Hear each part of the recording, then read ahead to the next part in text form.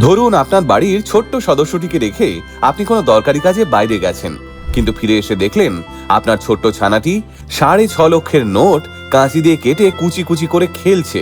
কেমন লাগবে? শুনে বুকটা ছ্যাঁত করে উঠল তো। কিন্তু জানেন, এই ঘটনাটি সত্যি সত্যি ঘটেছে চীনের শাংডং প্রদেশের কিংদাওতে। হ্যাঁ, ইনস্টাগ্রামে চায়না ট্রাভেলস নামের একটি অ্যাকাউন্ট থেকে সম্প্রতি এই ঘটনাটি শেয়ার করা হয়েছে। আর তারপরেই চীনের 5 বছরের ছোট্ট মেয়ের গল্প সোশ্যাল মিডিয়ায় ভাইরাল। ওই পোস্ট সূত্রে জানা যায়, সম্প্রতি কিংদাওর বাসিন্দা এক ব্যক্তি তার 5 বছরের মেয়েকে বাড়িতে একা রেখে কোনো এক দরকারি কাজে বেরিয়েছিলেন। ওই ব্যক্তির বাড়িতে 100 ইউয়ানের 500টা নোট ছিল, অর্থাৎ ভারতীয় মুদ্রায় প্রায় 6.5 লক্ষ টাকা।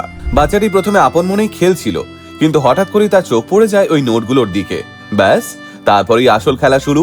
সোজা কাঁচি নিয়ে এসে নোটগুলো ধরে ধরে কাটতে শুরু করে সে। নোটের গায়ে মাও জেদংয়ের ছবিটাকে কেটে রীতিমতো নোট থেকে উড়িয়ে দেয় সে। আর তারপর সুন্দর করে সেই নোটগুলো সাজিয়ে রাখে টেবিলের ওপর। এরপর সময় মতো ওই ব্যক্তি বাড়ি ফিরে আসেন। এসে দেখেন টেবিলের ওপর সারি সারি সাজানো কাটা নোট। ব্যাস, ওই ব্যক্তির বুঝতে একটুও দেরি হয়নি এতক্ষণ ধরে তার আদরের কন্যাটি ঠিক কোন খেলাটা খেলছিল। এরপর অবশ্য তিনি প্রাণ হাতে করে নোটগুলো কোনো রকমে জোড়ার চেষ্টা করেন, কিন্তু সেই নোট কি আর জোড়ে? তারপর তিনি সেই ছেঁড়া নোটগুলো নিয়ে অবশ্য সে ব্যাংকে ছোটেন। যদিও নোটগুলো ব্যাংক বদলে দিতে আদৌ পারলো কিনা সে বিষয়ে এখন অবধি জানা যায়নি, কিন্তু বাড়ির ছোট্ট সদস্যদের থেকে এই কাটাকাটির জিনিসগুলো আপনিও দূরে সরিয়ে রাখতে একদম ভুলবেন না কিন্তু।